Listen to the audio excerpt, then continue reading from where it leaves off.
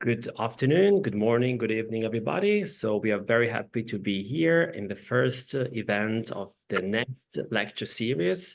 And we are very happy to launch this moment of knowledge production, of education, of growth, together with several people who are helping the N.E.S.T research network to develop some theory and ideas and praxis and workshop regarding how literature and narratives, in fact, can have an impact on people's life in response to the challenges of climate change and environmental emergencies.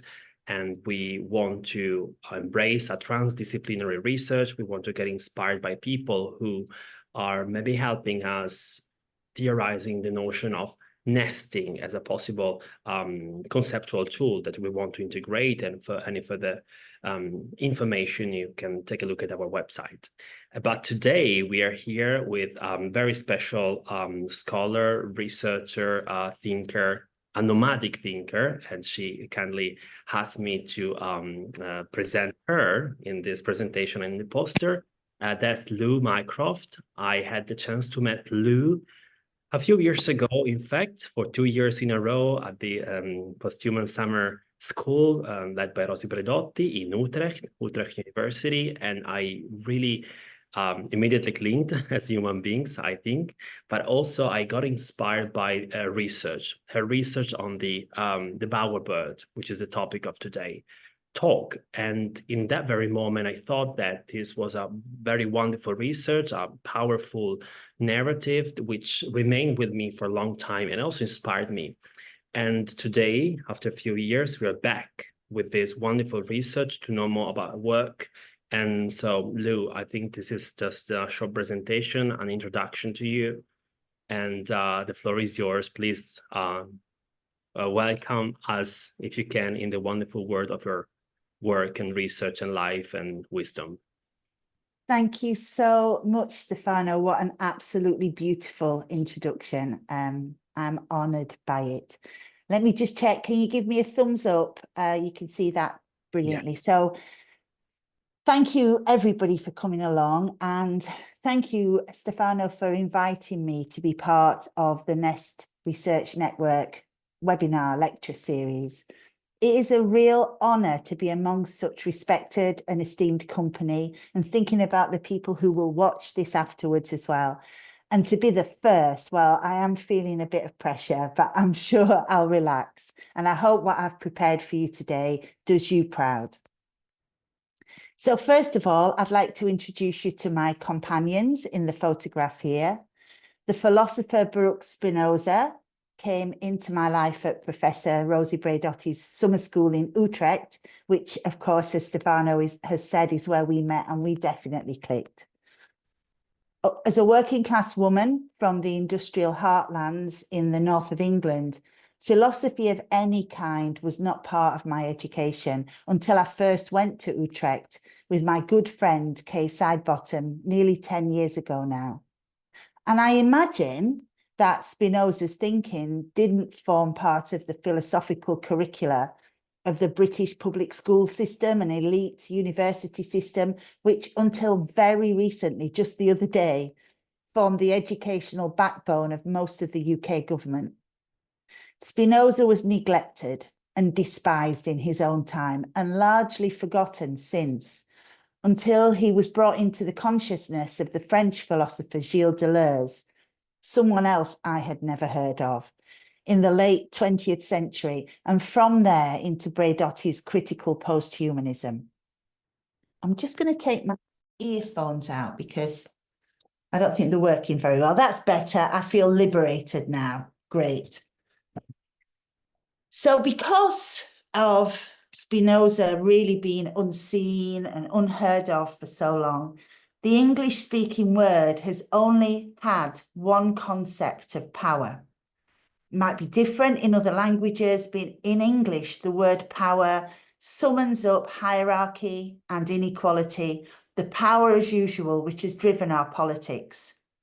Writing in Latin, Spinoza called this potestas, and he also wrote about a very different kind of power, potentia. If I had to describe my work in one word, that would be it, potentia. I'm a change maker, and I work with change makers in UK vocational and adult community education. This is where we train our plumbers and our hairdressers and our nurses and our bricklayers and our engineers. I teach people how to recognise their own potentia and that of the people around them who they serve. Potentia power is not about hierarchies, not about role, rank, and ego. It's about joyful change making. It's in the desire that all humans and non-humans have to live, to survive, and to thrive. It's in our inherent power. It is our inherent power, not a power imposed or taken away by the external forces of potestas. Nature has potentia in abundance. Poppies in the mud of the trenches, the little prince's rose in the desert, the flora finding the places to grow in the bombed out town. In Stefano's work, the potentia is there in the way that nature is in those beautiful pastoral scenes. It's the deer roaming our streets during lockdown and the way that nature finds a way to rewild itself when the humans have moved out. Nature expresses itself naturally where it can. But human beings, constrained by the chains of potestas, we often don't recognize potentia in ourselves. We often feel that we have no agency to do more than conform. Once we can begin to recognize our own potentia in the context of our own ethics, we step into our power for good. Potentia therefore becomes our capacity to act affirmatively on the world. And it is an affirmative power. You can feel it. The force which drives potentia is joy.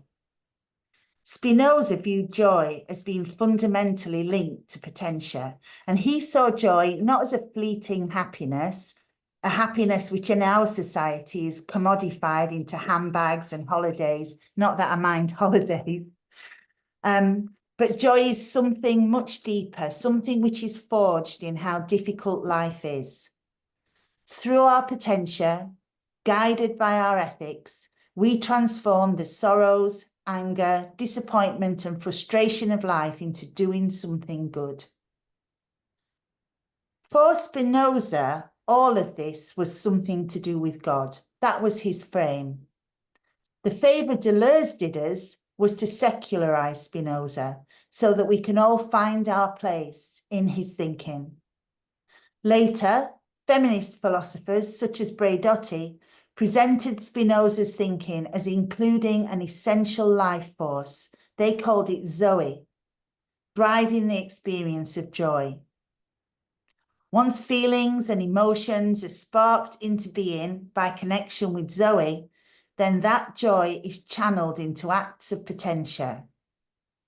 And we have come to recognise through the work of Erin Manning, Sarah Amsler, Karen Walrond and others that small, persistent, consistent acts of potentia through joy can change things around us, and ultimately we hope it will change the world.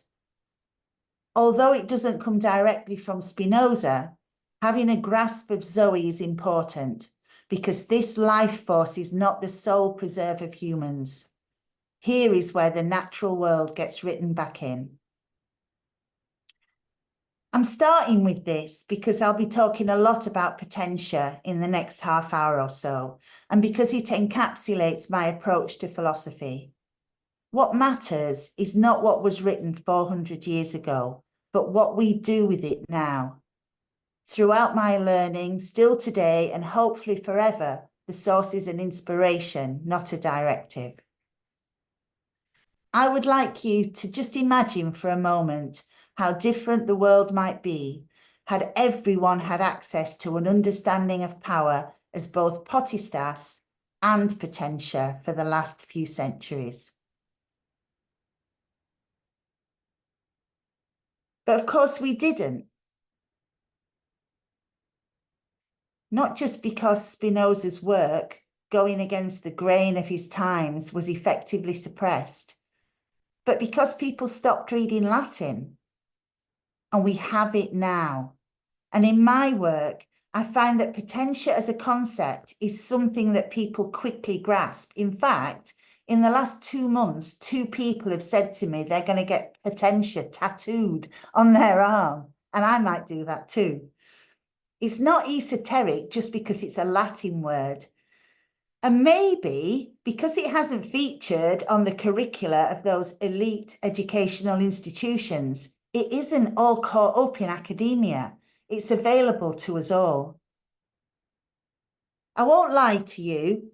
The first time I went to Braidotti's summer school, I understood about 1 word in 10, and the lectures were in English. So I don't know how you got on, Stefano, that first time. It took 5 years of wrestling with these and other broadly post-human concepts before I wrote up my PhD. I was still learning when I submitted corrections after my Viva defense, and I have continued to learn as I've taken the concepts out into the world. I now teach the skills of potentia to green change makers, people working in education who are trying to change the systems around them for a more just world. It helps because I work as a nomad. Although I still do some work in the academic space, I'm not attached to any single organisation. I do not have to obey curricula written by others, and I am not slowed down, or at least not much, by hierarchies, gatekeepers, organisational politics. But I do not work alone. I'm a freelancer, and I have travelling companions.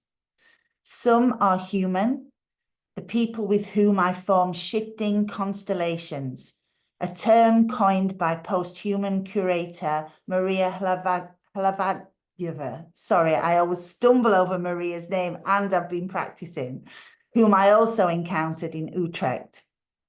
Constellations are not fixed teams. We don't work for the same organisation or sometimes for any organisation. Our work is time limited as we create spaces to work together, which are later colonised by potestas, incorporated into strategies and organisational practice, Deleuze's re-territorialisation and territorialisation. And that's necessary. We're not anarchists, although our work may sometimes be perceived as anarchic by some people, people who are heavily invested in potestas. We are working within capitalism, ducking and weaving amongst its hierarchies, needing potestas to open doors, sometimes dismantling spaces so we can smooth out systems to more effectively advance the work. Our borders are always open. We resist certainty and replication. We stay on the move. Braidotti teaches us that a good career in the current systems is 1/3 potentia and 2/3 potestas. The ratio of a nomadic career is reversed. 1/3 potestas to get us through the doors in the first place, 2/3 potentia to bring change-making energy into the space. Here he is, Stefano. Some of my fellow travellers are non-human, like the blue satin bowerbird here. In physical life, he lives in Southeast Australia, where he hops around the forest floor. When mating season comes around, he builds a beautiful bower, not to live in, just for show and to attract a mate. He decorates it with blue shiny things, often the detritus of human life. You can see them here, the bottle tops and blue straws, maybe blue petals from a garden, anecdotally, the occasional sapphire. The females come along and they choose a mate. The bower, which is hopeless as a nest, gets kicked over and the blue shiny things are scattered. Until next time, when they are repurposed and recurated. I love the fact that the younger female birds choose the most beautifully constructed bowers, whereas the older females, like me, are attracted to the best dancers. Surely that should be a metaphor for life. The bowerbird is useful to my work, as well as keeping me company, because the education system in the UK is so locked down. Braidotti has often said that the first thing fascists sees is the curriculum, and we can see this playing out all around us. Day to day, educators battle with their potential desire to do social purpose work, to create flourishing and self-aware citizens for the long now, yet their time is strangled by bureaucracy. The blue shiny things of their practice, of which there are many, because potential educators have learned to be subversive.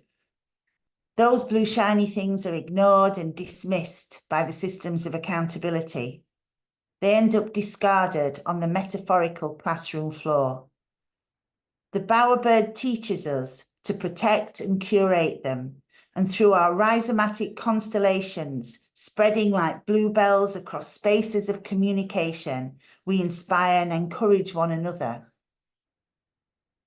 But somehow, he is more than just a metaphor, because I don't steal his story to illustrate a point. His presence inspires me and informs my ethics. I've got a little tiny blue felt bowerbird that I take with me when I go to do talks and work with people in organisations. As he seeks out the blue shiny things, I seek out opportunities to embody my ethics or the ethics of the work in the face of externally imposed ethical frameworks, which in a potestas society we are paid to obey. This makes the bowerbird a figuration, another Braidotti term, being more than a metaphor and less than a physically influential agent. He still has agency through the work. I see him everywhere on social media, in photographs from events on LinkedIn, brought into the picture by people I've never met, who meet other people through these constellations which spread out like benign weeds. The N.E.S.T research network contains an acronym, Narratives for Ecological and Sustainable Transitions. It's also a generative tool to explore new ideas. The verb nest means to create a sheltered space, and through my work I aim to do this. Create spaces and virtual architectures for educators and others to regenerate their potential in community and to share ideas and experiences. I love that the N.E.S.T website refers to the Greek word oikos, I hope I've pronounced that correctly, which means common home, our earth, populated as it is by humans and non-humans, everything which has potential. Rejecting the deficit implication of non-human, post-human thinker and friend Kay Sidebottom asks, what can we learn from more than human teachers? Our recent publication together, Birdsong, summarises a weekend we spent with other educators in the Yorkshire Dales, in which we sought to learn about our own practice by connecting with nature. The N.E.S.T Research Network is also interested in transdisciplinary practice, using the metaphor of nesting to place or embed one thing within another to assess relationality and complexity, as the N.E.S.T website describes it. Potestas gets in the way of this because it suits power as usual to split things off into little boxes, atomization for command and control. So today, I am extending the metaphor to explore how I and the bowerbird have found joy in flying the N.E.S.T. I worked for the same organisation for a long time, nearly 20 years, and this is it here, it's very grand. It's where I met Kay, whose work is so entangled with my own and with whom I studied at Braidotti's summer school in Utrecht for those 5 summers. Northern College is a community college for adults, situated in a former stately home in the former industrial town of Barnsley in the north of England. That word, former, is interesting. Political and socio-economic conditions had changed with the dismantling of industry in the north, but memory lingers. As I came to realise that I would have to leave there after 20 years to do the work I needed to do, I began to see the hauntology of the place, the ghost potestas that remained in place, dictating the organisation's structures, processes and culture. My PhD went through many changes during this time, and this was the same time that I was coming to Utrecht as well. My research emerged as a piece of work where I tried to make these visible systems invisible in order to imagine an unimagined future. And I had to move myself and my research away from Northern College and into a nomadic space in order to do that. And while I was making this change, the community that has emerged over these years of the post-human summer school, that was my home. That was my temporary home as I moved from one place to another. There are other narratives at play, of course, many other stories to tell about Northern College, but I have chosen to follow this line of flight. I've never spoken publicly about leaving Northern College before, but I want to share some memories with you today about the changes I experienced there over 20 years. Imagine this house and the gardens that just spread out up the hill behind. Working class people came here to study, people who had been failed by the education system the first time round. In so many ways, it was a wonderful gift of a place to the local communities, and so many people went on to transform their lives because they came here. When I first went to work there at the turn of the millennium, the gardens, originally formal, were wild and described as uncared for, a statement which only makes sense if we assume that to care for nature means to tidy it up into what humans perceive as beautiful. We were free to wander in the grounds, and we took full advantage of this, teaching by wandering, doing early, more than human work as we glimpsed foxes and investigated ferns. Not intentionally post-human, we hadn't encountered post-human thinking then, more an instinctive connection with nature on our doorstep.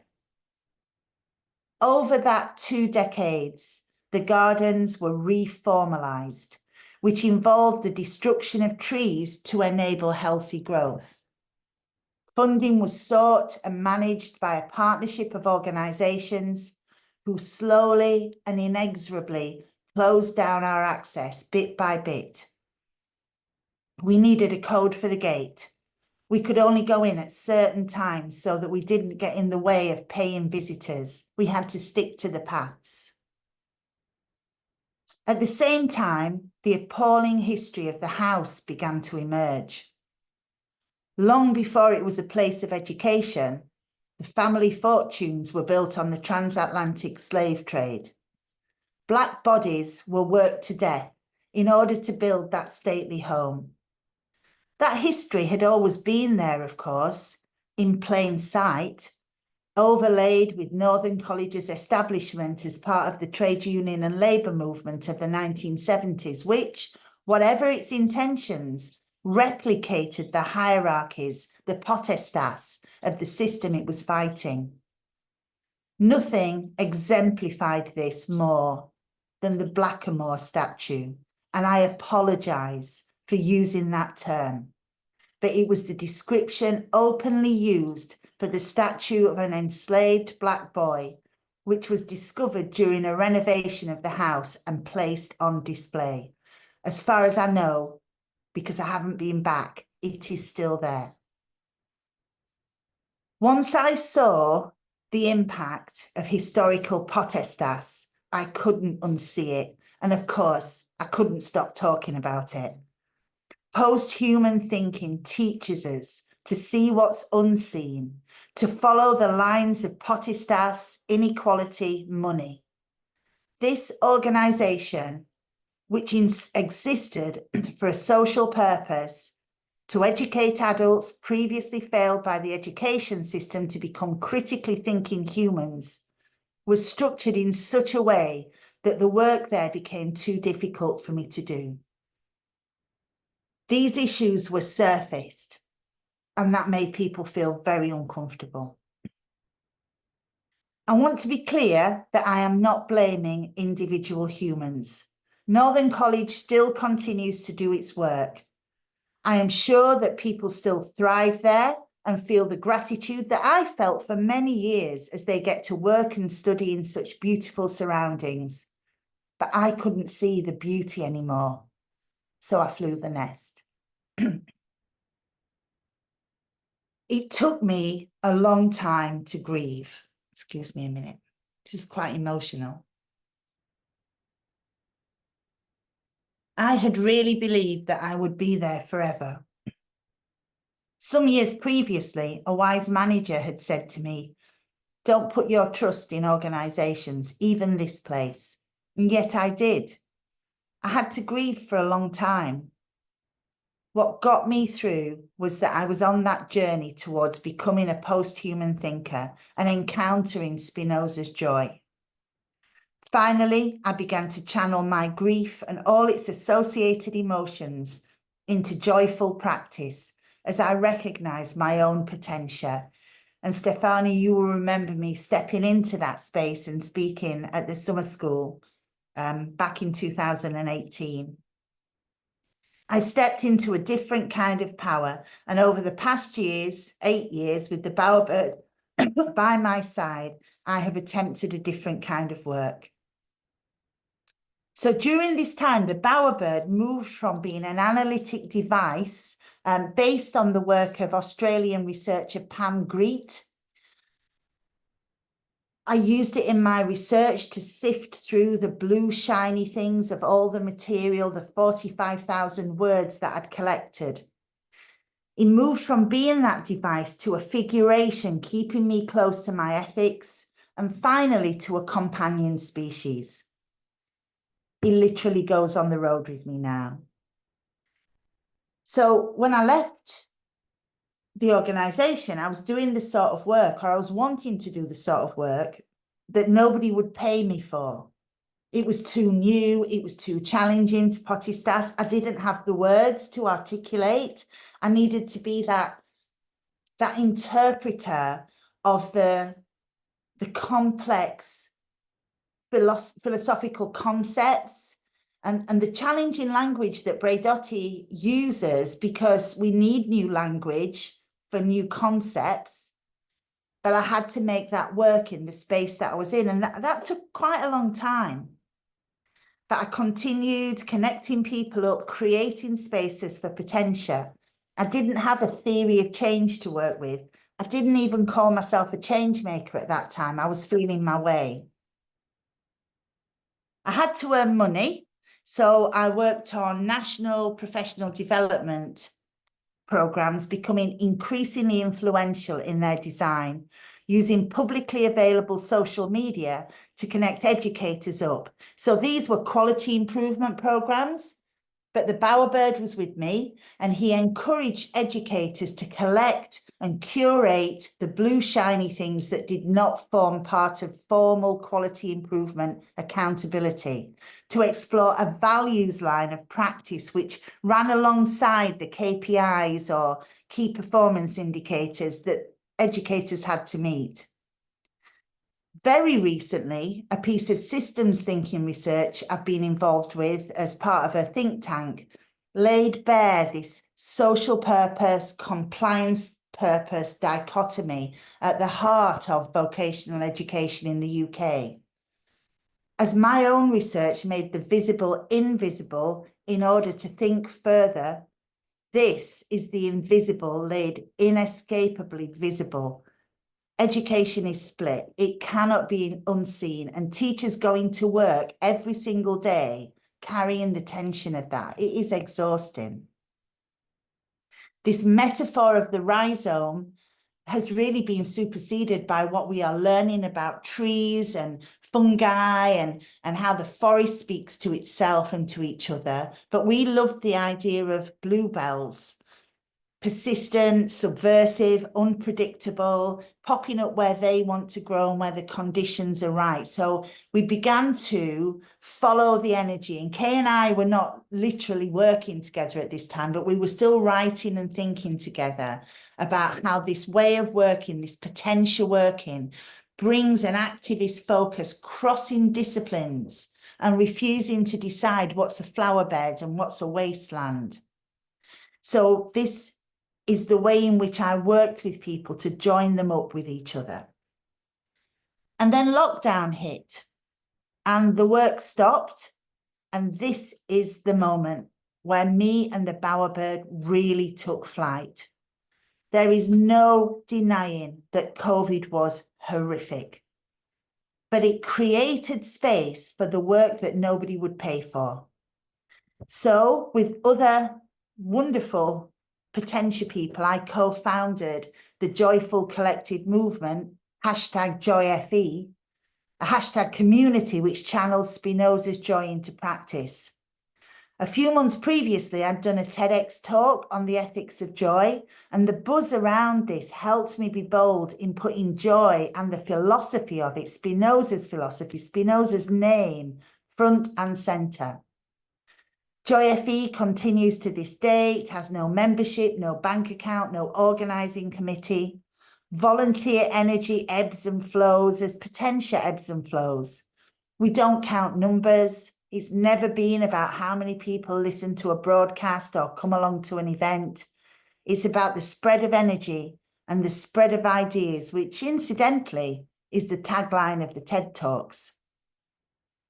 Joy began to infuse post-16 education. Not everywhere, of course, but like the rhizomatic bluebells, it found a foothold in places open to new ideas. Those ideas spreading through #JoyFE on publicly available social media. As life opened up, the quality improvement work continued, but it became braver and less apologetic about its philosophical genealogy. Other figurations emerged, the dancing princesses overturning the notion of vocational education as the UK's Cinderella service, the poor relation.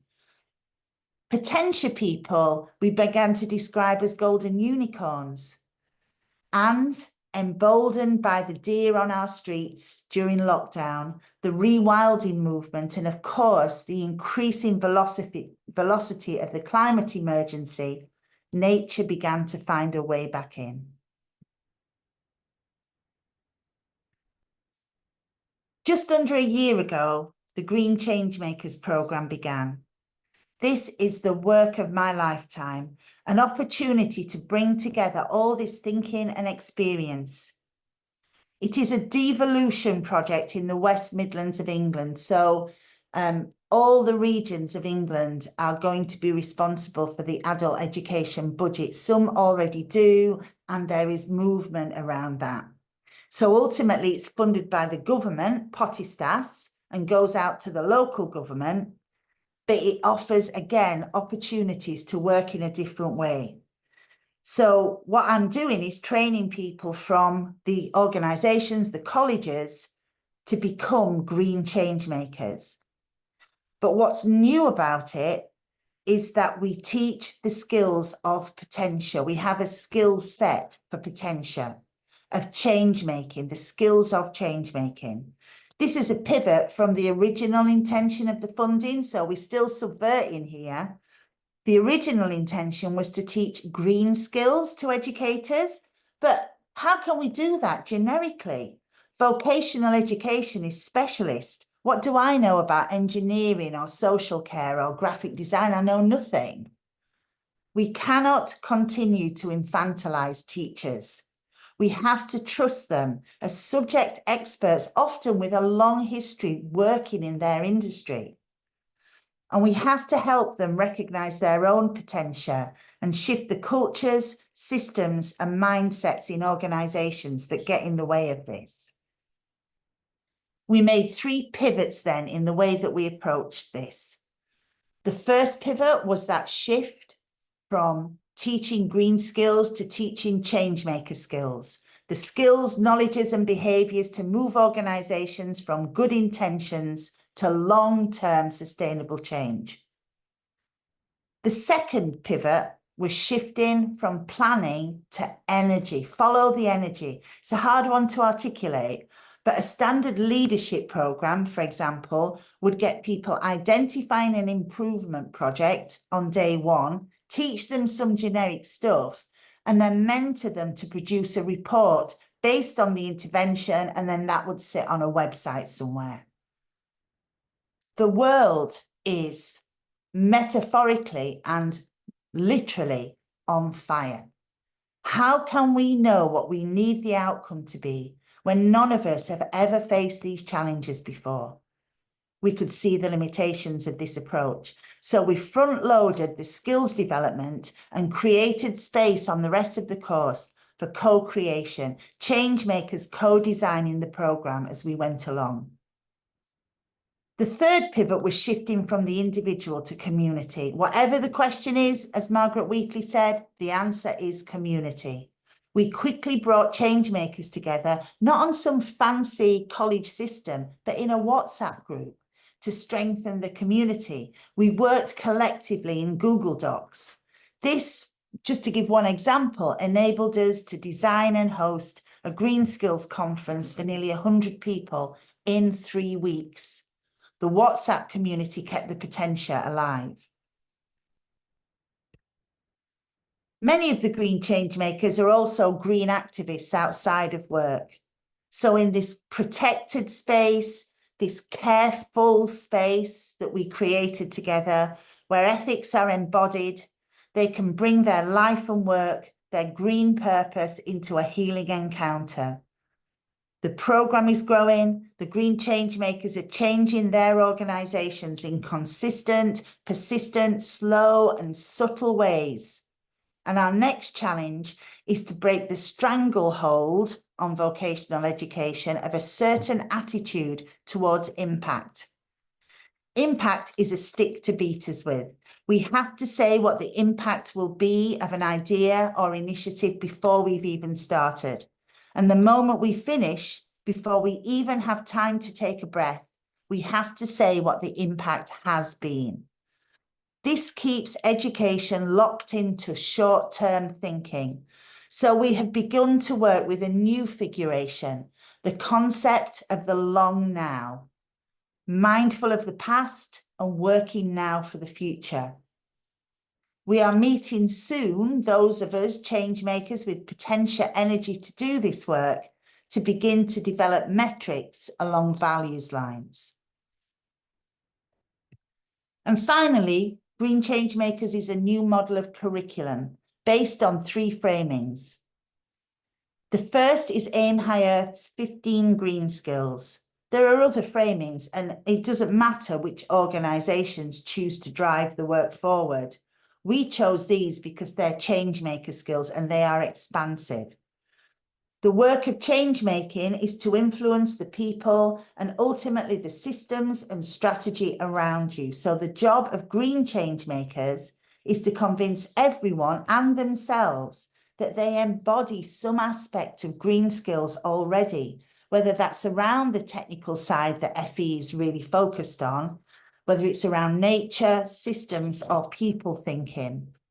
Knowing that you already have the skills to serve and protect our planet is empowering. This research by Aim High Earth, and I'll share resources obviously at the end, is transdisciplinary, and it embodies the wisdom of people at the very sharp end of the climate emergency, such as the Indigenous concept of 7th generation thinking, what we inherited from our ancestors, what we are leaving for our children 3 generations ahead. That's how we conceptualize the long now. The second frame is the thinking environment, a set of processes that enable us to think more independently and think better together. The energy of potential brings an incredible momentum, and we're an adventure-ready squad, which is a green skill, working on change-making initiatives together. But we can't ride that wave of energy without taking time to pause. Building thinking environments into our systems releases potential, and it also compels us to take pause because we do not interrupt. We do not interrupt silence. When we pause, we notice more and we reach deeper into our thinking. We get beyond assumptions and move together into new ideas. And pause is part of rest. We are deeply influenced by the radical rest work of the NAP Bishop, Tricia Hersey, who connects our right to rest with the fatal histories of her enslaved ancestors who were worked to death. Of all the light bulb moments on my nomadic journey, this has been the most life-changing. Rest as resistance and as a self-responsibility. Not easy in fast-paced, potential-driven systems, but we have to make it possible. And thirdly, the 4 seasons of change-making. We finally have co-created a theory of change. So the 4 seasons implement these concepts of potential and pause, which is so essential to keep momentum for the long now to prevent things fizzling out. We begin by getting unstuck, taking a clear look at where we're at, identifying the values in our practice, the things we have to do, and the things we do for the sake of it. We move into releasing potential throughout the organization. Change makers figure out their patterns of influence and use this to wake up the potential in others, leaning on the clout of potestas where they need it. The 3rd season is gaining clarity, and this is the work that green change makers have to influence their organizations to do with the ongoing support of the change maker community. Together, they will co-create hitherto unimagined futures for vocational education. We can't know what this will be until we clear a path, a line of flight to collectively imagine it. We're attempting a paradigm shift. Whether we make it or not, we'll have still done good work. This has been really hard to write because I have vulnerably returned to a time of my life which was painful and also completely formative of my nomadic journey. And it has led to further self-revelation, if you'll allow me to take a personal moment. I was in a coaching session recently where I made the connection between my choice of a nomadic career and my lived experience as an adopted person, finding my way towards healthy attachment. Last week, when I was running a radical rest room at a college I work with often, a colleague said to me, "How lovely it is that you work as a nomad, but you have all these places where you belong." The bowerbird in my heart gave a deep sigh of knowing. I've flown the nest, but this is a different way of coming home. As posthumanism teaches us, as the N.E.S.T research network knows, we are all interconnected, human and more than human. I never set out to be any sort of environmental expert, and my knowledge, compared with that of the green change makers, is pitiful. But my work is potential, and whilst I cannot teach people to have that joyful energy, I love that my work is in creating spaces for them to find that in themselves. Thank you so much for listening to me today. And I'm just going to flip through my resources while we get back into a space together. You might want to take screenshots, or maybe Stefano will share the slides. Well, Lou, Thank you very much for your words. Thank you very much for your time and for sharing your skills, your vision, your personal stories, and your hopes with us. I think I think there is a lot here. Listening to you, I remember how much I liked your presence and your energy and your vision a few years ago, and it makes so much sense that it stays with me for so many years. And yeah, I think it's there's a lot to say. We are gonna have a Q&A session, which won't be recorded. But this peel, which I'm pretty sure will be listened to and enjoyed by many, many people, I hope that, and I'm pretty sure that it will be able to expand your horizons, expand the vision of the people listening to it. I really perceive some vibes from an author I enjoyed very much, Virginia Woolf, and she really had a very brave reflection on education, Virginia's and many other works. And I really feel this extraordinary focus in your words. And I'm sure that, yeah, they already make the difference, but they will make the difference, and people will listen, hopefully, to this talk in the future and think, oh, this is so good, and we have so much to learn from. So thank you very much, Lou. I'll let you say a couple of words before stopping, maybe the recording if you want, and then we just proceed with sharing more informal, maybe exchange. I just want to thank you again for the invitation. We were talking a little before the lecture, and if we are going to be genuinely transdisciplinary, that's not just about subject areas, it's about getting outside the academy, where people who are not in that space can still really understand these ideas and put them into practice in their own work. And it feels like, I loved preparing this, and it feels like we've taken a step further towards doing that today. So thank you.